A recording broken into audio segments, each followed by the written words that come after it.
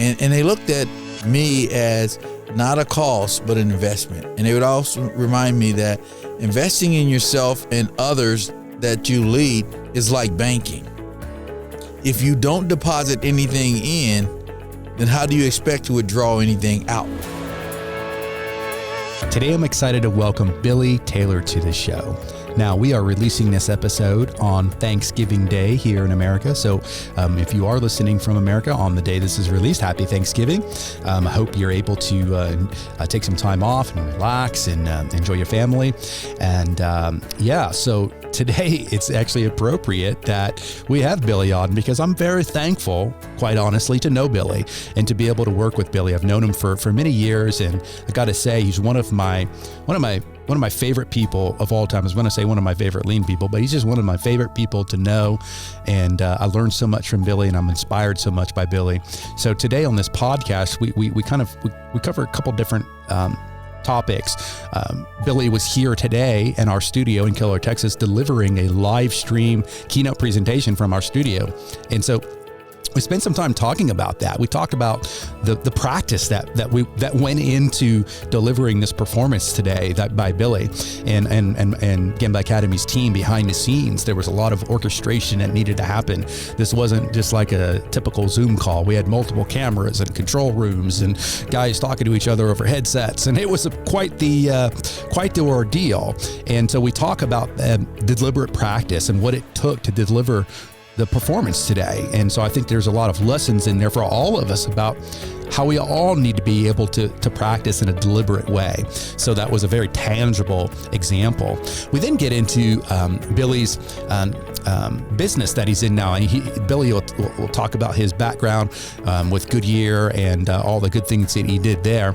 But we talk about his current role at LinkedXL and what he and his organization do and how they help folks by being operating systems architects. So he spells that out about what that means. And then there's lots of lessons learned. Even if you don't ever bring Billy and his team in to work with your organization, I think you're going to get a lot of value from what he's talking about and the way that he's approaching things. So Billy is a teacher and he inspires, and I think that's what you're going to get from this episode today. So show notes for this episode can be found over at gembapodcast.com. Just look for episode 347. Again, gembapodcast.com and look for episode 347. Okay, enough from me.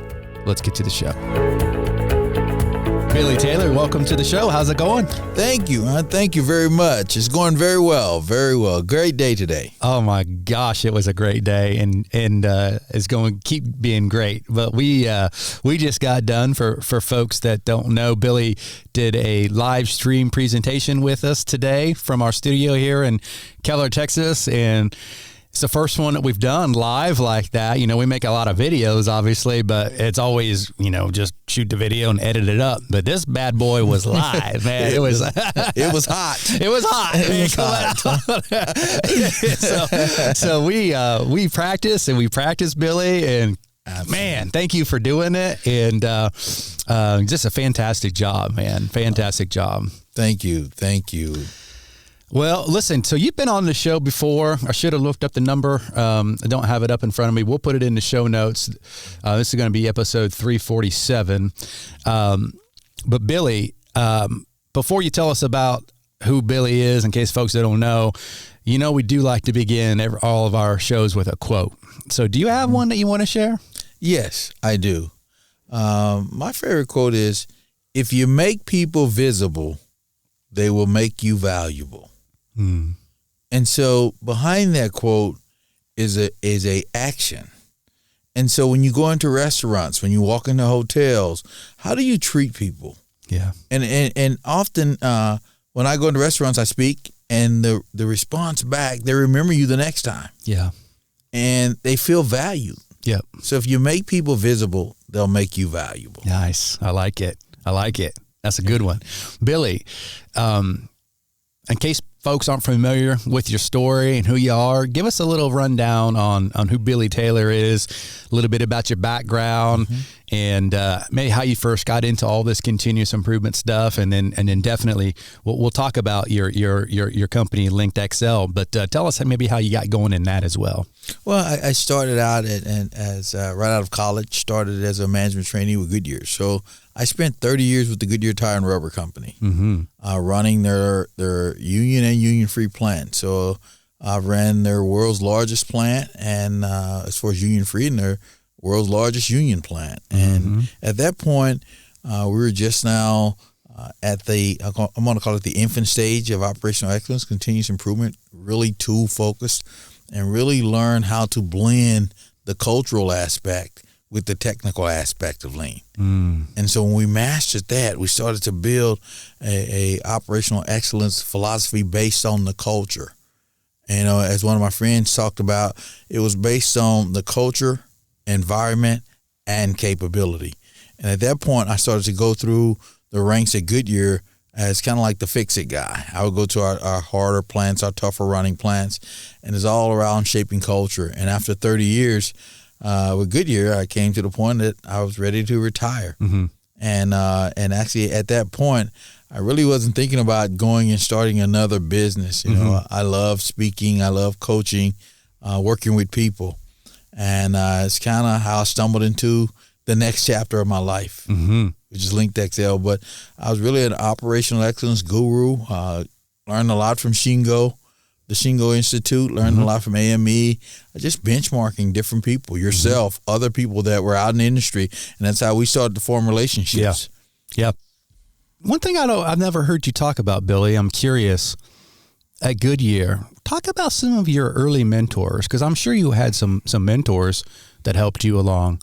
You don't have to name names or anything, but maybe just talk about the relationships and how they helped you grow as an individual, because that's obviously what you're all about now, is helping people grow. Yes. But people helped you grow originally. I know your mom played a big part in your life, early on, forming you into the man you became. But talk about those professional relationships. My mentors, and I'll call them by name because they deserve to be valued. Chuck Grunder was one. Actually, we hit it off on the wrong foot. And he made the statement once that that's Billy Taylor. He'll never get promoted as long as I'm here. And it was why I was kind of like this wild spirit, tough guy, and not fully embracing what it takes to lead. At that point, Chuck kind of took me under his wing. But it was after I met a guy by the name of Larry Robbins. He's the deputy superintendent for the Kansas City School District. Larry actually taught me the value of the standard. He would take me on a gimbal walk before there were gimbal walks every morning. Every tread trap had to be in line. Everything had to be picture perfect. And I would think you're unrealistic. And then one day I thought I was getting ready to get a raise because we got promoted. He brings me in the office and he writes me up. I still have the letter. And we had became friends at that point, and he reminded me, what's the standard? What's the standard? I'm not going to compromise on the standard because we're friends. The standard is the standard. From that, he kind of connected it back to Chuck Grunder and said, hey, when Chuck asks you for something, what's the standard? When you're driving excellence, building your team, what's the standard? And so at that point, Chuck started to mentor me then, and Chuck gave me my first big promotion, he and Larry. So those mentors, it was tough love, but it was process-driven love. It was process-driven love, and it was around continuous improvement. I would get where I was 1 hour over my overtime budget, and that was just as painful as being 200 hours over. Because they wanted to reinforce the fact that the standard was the standard. And so my mentors were those that were investing in me, and they looked at me as not a cost, but an investment. And they would also remind me that investing in yourself and others that you lead is like banking. If you don't deposit anything in, then how do you expect to withdraw anything out? And so my mentors, I was coached on how to mentor. And so that was interesting for me coming up. I love as a young leader. Got it. So, all right. So you have this successful career at Goodyear. We explored it in great length at the in the keynote today, talking about taking the the Gilligan's Island plant, which you got to just give a little bit, just a quick version of that story, because that's incredible. You got to give in case folks weren't on the podcast or the keynote. At that point, I was I want to say awarded a job in Fayetteville, North Carolina. And at that point, the plant was really struggling, and Goodyear kept putting leader after leader after leader into this plant. And for context, you had just got done winning the Shingo Prize and all the rest of it at another facility. Absolutely. Like breaking all kinds of records. Breaking records. Yeah. And we were like, so now you're set for your next move, right? And it's going to be a beautiful move, and you're going to be corporate America taken care of. Yeah. Okay. So that's the context. Yes. I'm seeing greener pastures now. And and I get the phone call. I remember seeing it on caller ID, and I'm thinking, yeah, this is a call. And the person on the other end says, we'd like you to go to Fayetteville, North Carolina.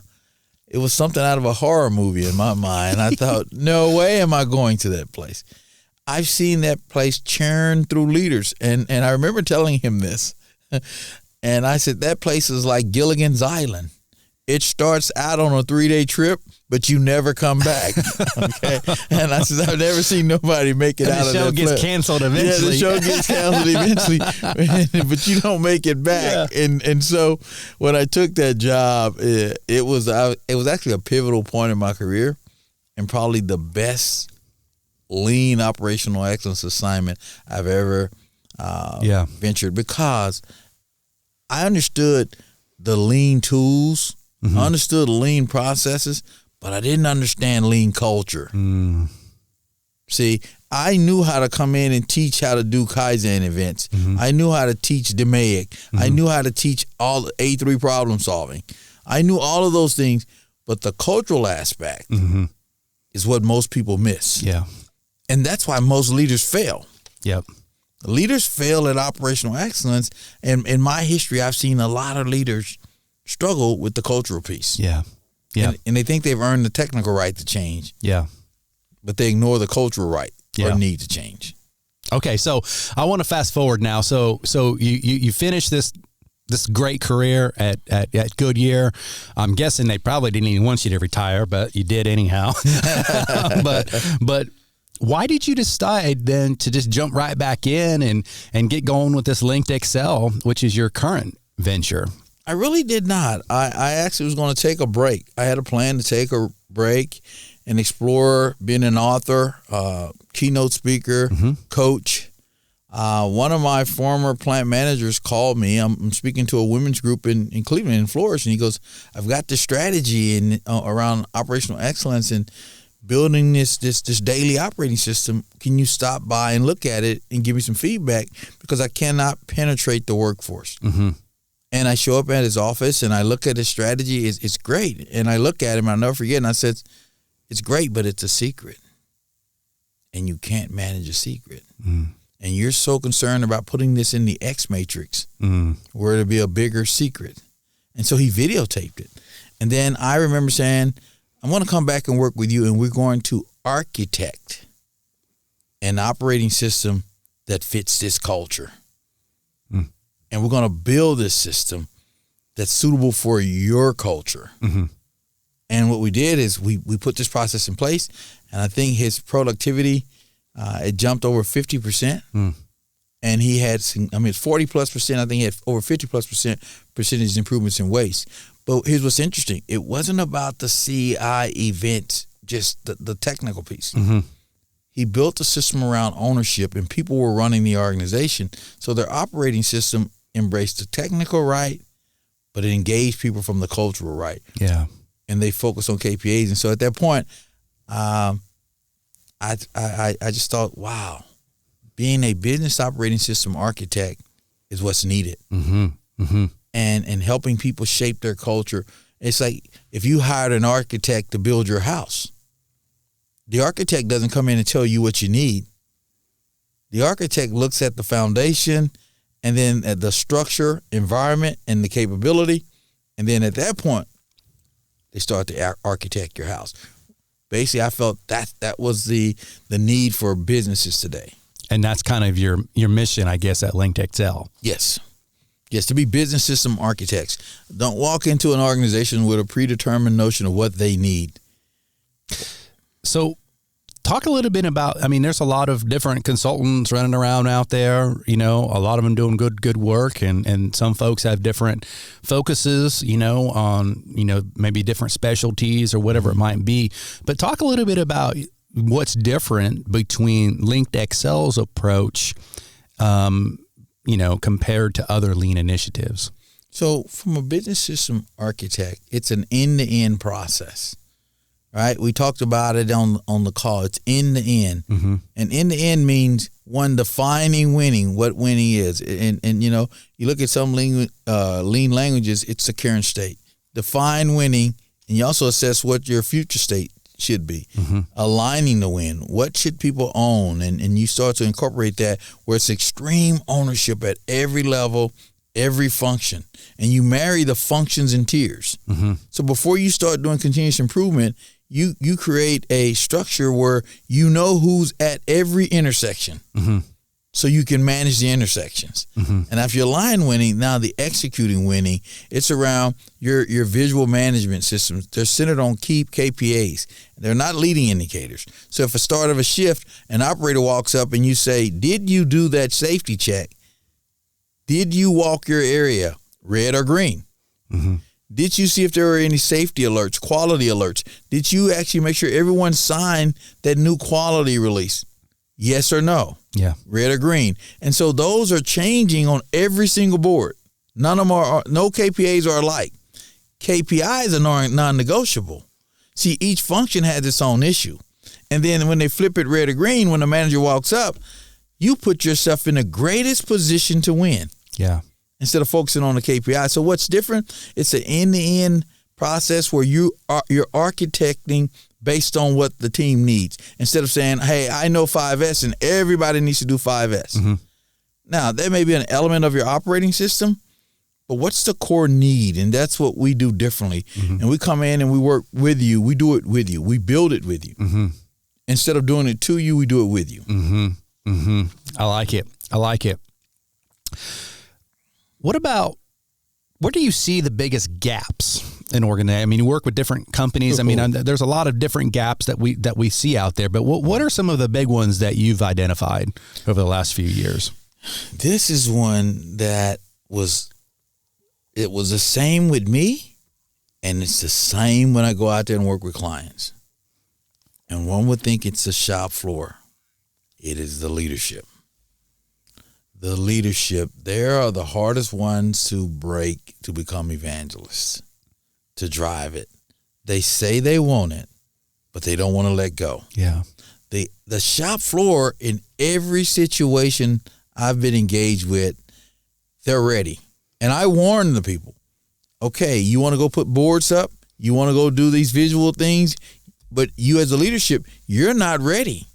Because when they start identifying things and you can't fix those and you can't support those, you've done twice the damage than what was there before you put the board up. And so what I've seen is leaders not being on board, and leaders get exposed.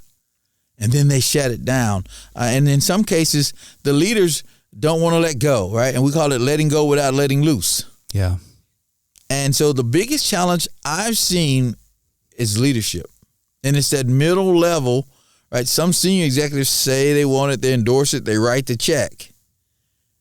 But they do a horrible job of aligning those leaders that are going to deploy, govern, and enable. And therefore, the people are ready, but at the end, they're constrained. Yeah. That's been the biggest challenge. For me, that level of management, middle management, and leaders at the top say they want it. Now, what I've also seen, which is tricky, very tricky from my experience, they don't stop it. So it's like malicious obedience. They don't support it. Yeah. Oh man, I've seen it. I've seen it in my own career when I was in a corporate world. I had I think one of my last bosses, he had a sales background, and he was like kind of, in charge of continuous improvement somehow and some operations and different things like that. He was in that role, but again, he had a sales background. And the fact I used to say that, maybe is a little bit not true, but there was some truth to it. The fact that we actually had to produce a product was annoying to this person. They just wanted to sell, bookings, Yes. and then of course you make it, just go make it, and get it out on time and all the rest of it, Absolutely. And so continuous improvement was just like, okay, well, that's just something that we've got to do. But to your point, I guess I was grateful that they didn't stop me. Right. But they didn't support me. That's right. And that's tough. It is. In fact, we kind of promised the folks today on the keynote that we didn't get to all the Q&As. And some of them, there was actually one of them that was related to that. And the question was about, hey, I'm not senior leader. Maybe I'm lower to middle management, something like that, right? Frontline supervisor or something like that. What advice do you have for them when they're sometimes I use the analogy that they're pushing on a rope? Yes. They wish someone was pulling the rope, but they're pushing the rope. Yes. So what advice and how do those folks survive or thrive even? Well, right, there is the end game, right? The goal, what's winning, right? So then start deploying from your level. Yeah. Don't wait for that. You know what winning is for you, and you have a team. How do you deploy from your level, and then you start building that credibility with your leader? Yeah. That's how I broke through personally as a young manager coming up. At that point, I understood operational excellence. I invested in me learning and work cascading to my team. I was one of the very first one in the company to do visual management. Here's what I didn't say in the keynote. Goodyear had no idea that the plant was pursuing the Shingle Prize. No one from corporate America knew. No one in the organization was engaged with us. Now, I could have said I didn't get approval from my senior executives, but I knew what we didn't know. And so we didn't go after the Shingle Prize for the prize. We went after the Shingle Prize for the process. Yeah. And at that point, our CEO calls me and said, hey, Billy, tell me what's going on with the Shingle Prize. Yeah. And then I said, oh, by the way, Rich, we'd like to have you as a keynote speaker. Right? So I built evangelists. So start where you are. Right where you are. I don't care what level of the organization you're in. If you're an operator, you can do 5S. Yep. You can identify defects. So start where you are, and then you'll build that evangelist. Yeah. Yeah. I used to, and I did it even with that boss, and he wasn't a bad guy. I don't mean to make him sound like this big evil guy or anything, but my goal was I always just wanted to make him look good. Yes. You know, so every month he had a big meeting with the C-suite, folks, and he would go in there to the CEO, and all the rest of it, and he'd present, and I'd give him 3 or 4 PowerPoint slides of some of the things that we were doing, Yes. And I heard stories. I was never in those meetings back then, but I heard stories. This was a multi-billion-dollar, $5 billion company, publicly traded company, and so. I mean, they're on, Wall Street calls and all the rest of it. And I heard stories that when this guy, my boss, would be presenting his slide decks, everybody's just kind of like leaning back in their chair, kind of numb, with another graph or another PowerPoint, another this or that, and then all of a sudden the continuous improvement section would come up and there'd be pictures, like before and after or something like that, Yes. And they said that, what? The guys would actually sit up in their chair and they'd lean in and they'd like kind of look at the slide and look at the pictures, Yes. And so my boss is like, he got to be say, hey, you got some slides for me? Yes, sir. On their way. That's right. And so that's how you can do it as well, right? That's exactly right. Yeah. And you trust. Remember we talked about the trust factor? Yep. And see, making them look good. Well, actually, you were valued. Yeah. Right? And it really... The fact that, remember, make people visible, they'll make you valuable. Yeah. What were you doing? Yep. Making them visible. Yep. You were supporting them. And at that point, Yep. that value proposition was a 50-50 split. Yeah, exactly. And so I would tell that person that asked that question, start where you are. Start where you are. Build that credibility. All right, I got another one. So this was from Jeff. So, Billy, what are some key this is a tactical question, I think. What are some key methods you use to help create the performance map of a plant or department? So this is great. I actually have a tool for those that reach out to me, and I send it to them. And my email is billytaylor@goodyear.com, or you can reach out to me on LinkedIn. Yep. But what we do is we build a purpose map. And I actually took it out. I remember we were going through it. It was actually initially inside of the keynote. A purpose map is like a strategy on the page. And what it does is you identify your purpose. Mm-hmm. And then you identify your SWOT analysis. This is all on one page. So I use the analogy, what was my purpose? To get healthy. That meant losing 50 pounds. Then I look at what's my strength. It says, my strength is I love to eat salad, right? What's my weakness? I also love to eat candy, right? Opportunities and threats are things you don't control. And so opportunity, consider it a gift. What's an opportunity? There's a gym down the street, although I don't have one in my house. What's a threat? A threat can sink the ship. What's a threat? My mother-in-law just moved in and she loves to bake cakes. Okay? And so now I've got that SWOT analysis. Then you put your critical performance indicator and then identify where you're going to focus. And wherever you're going to focus, attach a measure to it. Mm. And if you build that strategy on a page, home run hitter. Yeah. Home run hitter. So those that would like a copy of a purpose map, email me, reach out to me. Yep. And we'll link to everything in the show notes. Go to gembapodcast.com. This is episode 347. So we'll link to everything to be able to connect with Billy. So, okay, I got another question that I know is right up your alley, Billy, with your passion. This is from Frederick. He says he's Billy Taylor's nephew? Yes, that is my nephew. Okay. Patrick. I was like, I hope he is, as I'm saying it here on the podcast. He is. How important is diversity to you, and what value does it bring to an organization? It's critical. Here's why it's critical. And I'm going to start with lean operational excellence. Diversity is what drives excellence. It's different thoughts, different ideas, different types of innovation. It's not just race, gender, or demographic. Diversity is critical. Those things are important because when those people feel comfortable that they can come to work and be their authentic self, you get their very best. And see, that's what drives innovation. And if you look at stats, companies that are more diverse are more productive. Mm-hmm. And one study done by Deloitte said that they're 80% more effective than companies that are not. Mm-hmm. Okay, and Deloitte is a company in Australia. Now, when I talk about inclusion is what drives excellence. Mm-hmm. It's those innovative ideas, embracing people, embracing thoughts of ideas, including people. Yeah. And so it's critical. Diversity and inclusion is critical. But remember, diversity in itself is different. It's not a gender. There's mothers that are out there working in the manufacturing fields. Mm-hmm. There are women out there in the field. That's diversity. Mm-hmm.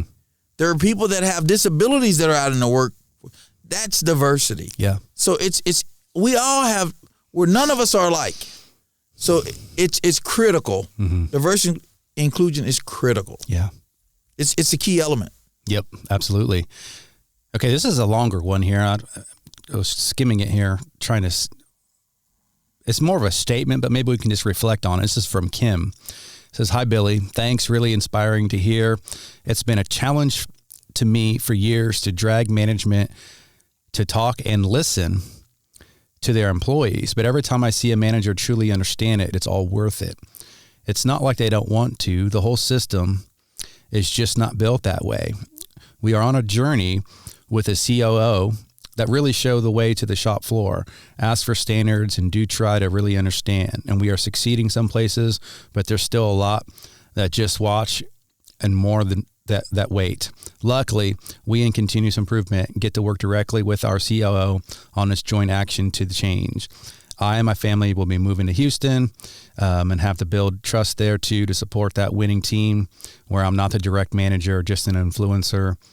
But that's where my strength is. Looking forward to following the effect of your talk on myself. So we're not really a question, just more of a statement. But it's interesting just hearing the different stories. And this person right now is from Europe. They're in Europe and getting ready to move to Texas. So. Yeah, and that's Ron and I both are here in Texas right now. Yeah. I'm originally from Texas. I live in Akron, Ohio. But one thing I would say, even on your next journey, celebrate the process. That's where you get the buy-in. Yeah. Celebrate the process. That's what changes culture. Embrace individuals. Okay, let's see. Let's get a couple more here. Here's an interesting one from Kevin. You go into it a bit in a KPI versus KPA discussion, but how do you measure around critical attributes that can't be quantitatively measured? So I'm going to go back to the illustration. So when I first started in operational excellence, our red-green boards were about numbers, quantifiable. Okay? A KPA, here's what I'm going to do. I'm going to break it down. If you had a visual board, and I'm trying to visualize this for you. On the left side of the board, we're going to call that the KPA side of the board. Actions. On the actions. Mm-hmm. On the right side of the board, we're going to call that the KPI. Indicators. Mm-hmm. Okay? Now, in your mind, I want you to think about losing weight. Mm-hmm. On the right side is standing on the scale to see the numbers. On the left side, it's what we're going to eat. Yep. Okay? Now, let's say what's quantifiable. Well, let's go back to management, safety. What's the KPI? Let's just call it OSHA recordable accidents. Mm-hmm. KPI. So we're not going to get to that KPI until the shift starts. But before the shift starts, a KPA is what is it that I need to do to give me the highest probability that I will not get hurt or injured? Yeah. KPA. Think of red, green. Did you walk your line and eliminate all trip hazards, make sure there weren't any leaks, and report anything you found, red or green? Yeah. That's not quantifiable, but it's an action that if you did that and eliminated all trip hazards, do you have a high probability of being safe? Yes. Let's go to quality. Yeah. What's the KPI? Waste. Okay. Start of the shift. What's the KPA? I make sure there was no quality deviations that I needed to be signed off of. Mm-hmm. I did all of my spec checks and certified that everything was right. Mm-hmm. All my measurements. And where I needed to review a quality issue, I brought the team together and made sure everyone was aligned and signed off on that. Mm-hmm. Pause. Now, do I have the highest probability to getting the best quality product? Yes. So my KPA drove my KPI, and it's not quantifiable. Yeah. Right? Even with housekeeping, I call it workplace organization, WPO. What's the KPA? Did I walk my line and make sure all shadow boards were up to date, and I do it at the beginning of my shift and the end of my shift? Yep. And if there was a leak, I made sure I got the leak fixed, mopped up. Before I can start my shift, I have to turn that tag red or green. Mm-hmm. Mm-hmm. I'm working with a company called Continental Structural Plastics, and we did a project on a bonding unit. Housekeeping was not the best. We did an initial assessment. We put the KPI board up, transferred the ownership from them waiting on management to clean their equipment up or a machine cleaner. Mm-hmm. I walked out into the building about a week ago. They don't run on the second shift. Just to observe, it was immaculate. Mm. It was immaculate. And if anybody put something in their area, they deal with it. Mm-hmm. And so it's driven by the KPA, not the KPI. And so that's how you do that. Yeah. Build your daily operating boards with KPAs as well as KPIs. Love it. Because KPIs, you're just reporting. Yep. And guess what? It's already happened. Yep. Yeah, good stuff, man. Billy, man, it's been fun. We've had a good day. I don't want it to end. No, we've had a great time. And Ron, you said it best. And we have to be transparent with you. I love to be transparent because that's the only way we can help you, and this podcast becomes beneficial. Yeah. I show up yesterday a day ahead, and Ron and I talked about it, and we come in, and we're still working through the elements of what we're going to do today. Yep. We get the whole team. This was a team effort, and I advise you to see the live stream if you haven't seen it yet by the time the podcast comes out. But we deliberately practiced. We broke this thing down into elements. Yep. And we perfected the elements from the videotaping to the microphone to the transition of slides it was a collective team effort. Yep. It was really genuine scientific thinking. Yep. A way we put prompters up mixed with deliberate practice. Yep. And when the final product came out, we should have saw us all at the end. We knew. Yeah. We just our actions looking at each other, we knew. Well, we both are into sports and coaching and all the rest of it. And, I walked in today and I just saw, yesterday there was some stress, Yes. You had some stress on your eyebrows. I could see it. Absolutely. Greg and Carlos were kind of running the technical behind the scenes. Greg's in here in our control room. I mean, this is not this easy deal, man. He's like got all these buttons. He's got this camera, play that video and switch over here. And meanwhile, he's got to follow you on your slides all the rest of it. I mean, and so there was an incredible amount of rehearsal that's needed to go into that. But so yesterday there was some stress. But we worked so hard yesterday, and even before yesterday, if you remember, we did a Zoom call. Yes, we did. And you did a presentation on a Zoom call, just for us to get an idea of what you're going to be talking about. That was a couple weeks ago, and that began the journey. Your slides weren't even done at that point. Right. You had these rough slides that weren't all polished like they were today. That's right. But today, this morning when I walked in, was interesting. There was everybody was just kind of light. Everybody was kind of loose, kind of, you're kind of dancing around, kind of all jiggy, kind of all over here, and it's like we always say, coaching youth sports is if you coach in the right way, the work is done in the practice. That's right. You just turn up to the game to do your best, and what happens. But it's all the work's already there. You're not going to get any better on game day. That's right. No. Right? I mean, you make an adjustment here or there during the game, but at the end of the day, you're either in shape or you're not. That's right. You either know how to run your plays or not. That's right. That sort of thing. So the work is done in the practice, and I just hope people don't see a presentation like yours and just think, oh well, yeah, that Billy, man, that's Billy, it's Billy Taylor. I mean, of course he's good, but no, man, it's the deliberate practice. It's the work. Yeah. That's so far from the truth too, right? It's like you have to put the work in, that deliberate practice. Yep. Talent will only take you so far. Yep. Talent. And so that deliberate practice, and this is a perfect example of deliberate practice, and we are we're all at that place this morning, okay, we're ready. Yep. We're ready. Yep. And so that's what I would tell companies and organizations out there on their journey. The scientific thinking is critical, but what develops that is deliberate practice. That's right. And when we say deliberate, a few examples from yesterday, because I think sometimes we hear those terms and we probably overuse them in the kata community and with deliberate practice, people are sick of hearing it.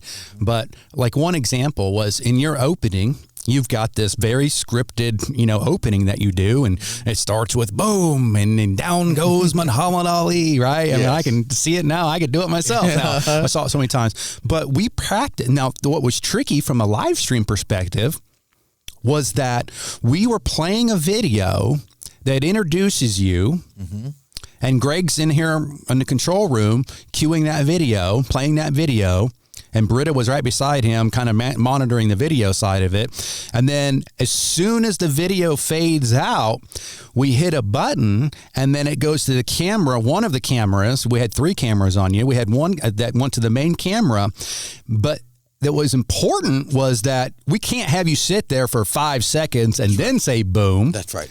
But we also can't do it too quick, and then half the boom gets cut off. Yes. So there was all this timing and this sequencing, and we practiced that dang opening probably 15 times yesterday. Yes. Do it again. I felt like a coach. Do it again. Yep. Do it again. That's right. I mean, and we did until you felt perfect. That's right. Carlos was out there giving you the cue to start that he got from the headphones from Greg in here, hitting the buttons. I mean, and that's just that was an authentic pull system. Yeah.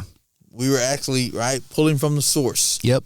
but we're all aligned. That's right. We're all in cadence. And you could see it even this morning, right? We were going over there and you were asking Carlos, and Carlos says, yes, I give him a sign. Mm-hmm. Right? Yep. Right. We have the process. We have he's laying it out. And we built the process off of deliberate practice. Yep.